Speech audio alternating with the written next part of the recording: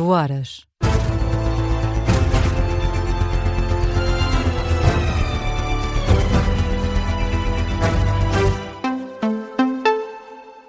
As notícias com Matilde Malva Sabino. Está tudo pronto para o desembarque dos passageiros do cruzeiro Óndios, onde se confirmou o surto de antavírus. As autoridades prepararam máscaras e aviões para o regresso seguro dos passageiros a casa. O navio chega esta madrugada à ilha de Tenerife, nas Canárias. Os 147 passageiros e tripulantes estão a ser sujeitos a inspeções médicas a bordo. Quem não apresentar sintomas de antavírus vai ser transportado em lanchas até terra firme. À chegada, seguem em autocarros escoltados diretamente para um aeroporto do arquipélago espanhol para serem repatriados para os países de origem. O cidadão português que está a bordo do navio com casos de antavírus vai seguir até aos Países Baixos. A informação é das autoridades portuguesas, citada pela agência Lusa. A Direção-Geral da Saúde tinha dito na sexta-feira de que não tinha conhecimento de qualquer ocupante do cruzeiro que quisesse ser recebido em Portugal. A DGS volta a sublinhar que o único português a bordo do Óndios não reside em Portugal. A empresa responsável pelo cruzeiro Ocean Wide indicou em comunicado que o navio vai chegar ao porto de Granadilha, em Tenerife, às 5h30 e que o desembarque dos passageiros terá início por volta das 8 da manhã. No local está o diretor-geral da Organização Mundial de Saúde, Tedros Ghebreyesus. Descansa a população de Tenerife e afasta o cenário de uma nova Covid a propósito deste surto de antavírus. Numa mensagem deixada ao povo de Tenerife, o líder da OMS reitera que o risco atual para a saúde pública mantém-se baixo.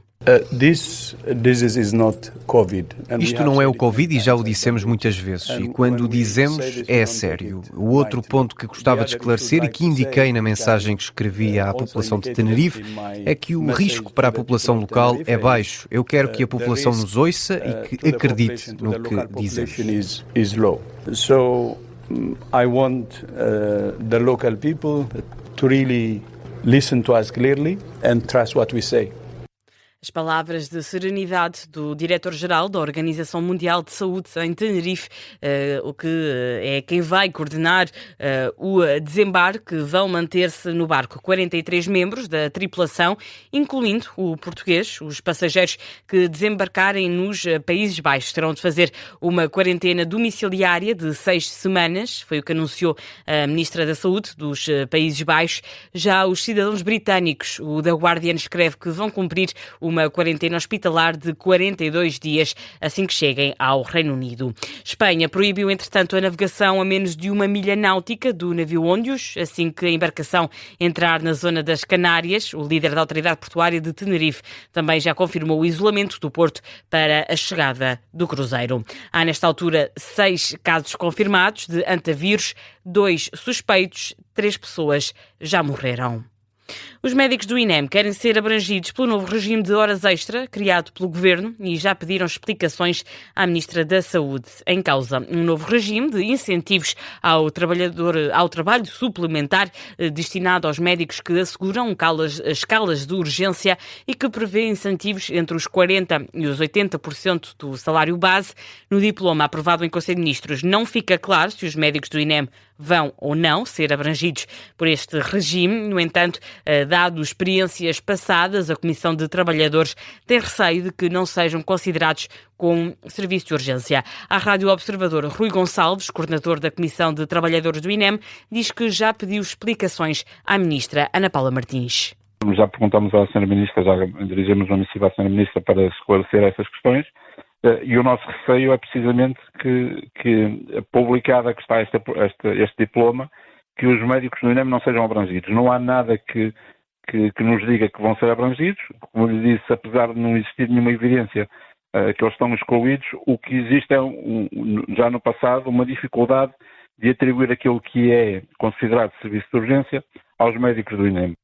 Já sobre eventuais formas de luta, Rui Gonçalves diz que ainda é cedo para decidir. Há novos desenvolvimentos. No caso de alegadas torturas na Esquadra do Rato, um polícia terá avisado os colegas que estavam sob investigação. A notícia é avançada pela TVI CNN Portugal, que dá conta de que os telemóveis dos suspeitos revelaram que um colega da PSP avisou os agentes de que estavam a ser vigiados e que iriam ser alvo de buscas. Este aviso terá permitido aos polícias saberem alguns dos locais onde as autoridades iriam realizar buscas, pedir aconselhamento a advogados e até, num dos casos, pedir baixa médica na véspera da operação. A informação foi obtida graças à apreensão dos telemóveis dos 14 suspeitos que continuam detidos. Só na segunda-feira se vão ficar a saber as medidas de coação. O Ministério Público pede prisão preventiva para 4 polícias e domiciliária para outros 3. Ao todo, 14 polícias são agora suspeitos de 19 crimes de tortura, além de outros crimes que incluem ofensas à integridade física, abuso de poder e falsificação de documentos. Já esta tarde de sábado, depois das sessões da manhã no Campo de Justiça, o advogado de defesa de um dos suspeitos deixou dúvidas sobre a conduta do Ministério Público. Aos jornalistas, Carlos Melo Alves explica ainda o que pode estar em causa. A maioria das situações aqui são agentes da autoridade que são chamados para intervirem em situações graves, algumas delas de violência doméstica, chegam lá, deparam-se com agressores violentos e têm que utilizar a força necessária para os maniatarem. E às vezes, em resultado disso, essas pessoas são feridas. Eu tenho receio que, se o Ministério Público tiver razão naquilo que está a dizer, que os elementos da autoridade estejam a ser condicionados em determinadas ações policiais que não podem exercer a força que é necessária. Carlos Melo Alves, um dos advogados de defesa neste caso de alegadas torturas na Esquadra do Rato. As medidas de coação são conhecidas na segunda-feira, a partir das 9 da manhã. Seguimos com um aviso aos peregrinos que vão estar na estrada durante este fim de semana. As autoridades apelam ao cuidado e à atenção dos condutores. Está a decorrer até quarta-feira da próxima semana a Operação Peregrinação Segura 2026, que vai ser intensificada a partir de segunda-feira.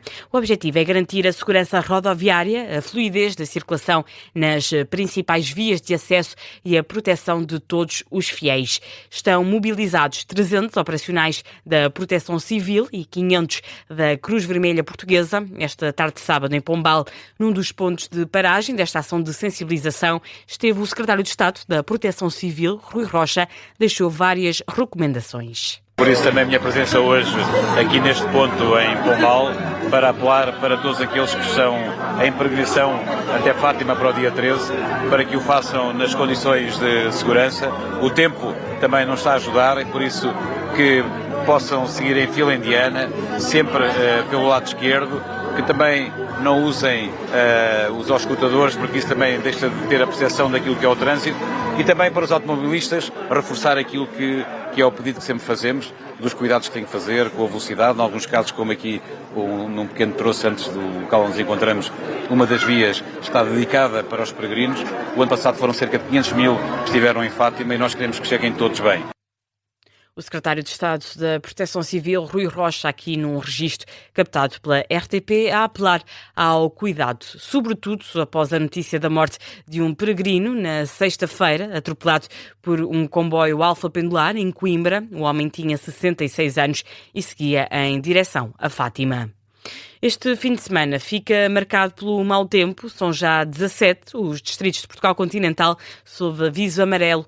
O aviso é do Instituto Português do Mar e da Atmosfera. A exceção é o distrito da Guarda, o único a ficar de fora deste alerta. Espera-se chuva, por vezes forte, que pode vir acompanhada de trovoada e vento. Na atualidade internacional, a Rússia admite que o conflito na Ucrânia pode estar a chegar ao fim e afasta Donald Trump de um eventual processo de paz. A notícia é da agência estatal TASS. É a primeira vez que Vladimir Putin admite um possível fim da guerra. Em conferência de imprensa, o presidente russo foi questionado sobre um eventual encontro com Volodymyr Zelensky, Putin não afasta a ideia, mas deixa uma condição, só se for para chegar a um acordo de paz duradouro. Já acerca da participação de Donald Trump no processo, o líder russo agradece o que os Estados Unidos tenham facilitado as negociações, mas avisa que a paz é assunto para ser tratado por Moscovo e Kiev.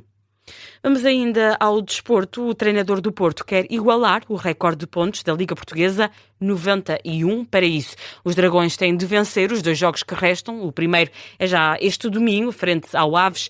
O campeão nacional, Futebol Clube do Porto, vai à Vila das Aves defrontar o já desclassificado à segunda Liga. Francesco Farioli destaca o bom momento do adversário, que apesar de tudo está a fazer uma boa reta final de campeonato.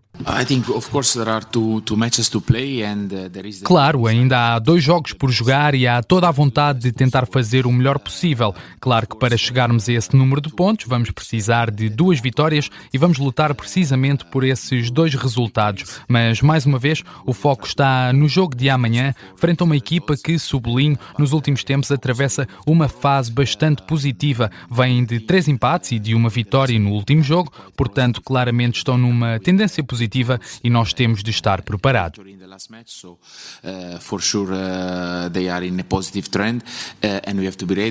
A antevisão de Francesco Farioli num registro do Porto Canal. Já João Henriques, técnico do Aves, não tem dúvidas de que, mesmo já tendo levantado a taça, o Porto vai dar tudo para vencer os jogos que faltam. Relaxado, o Futebol Clube do Porto não é propriamente o seu ADN.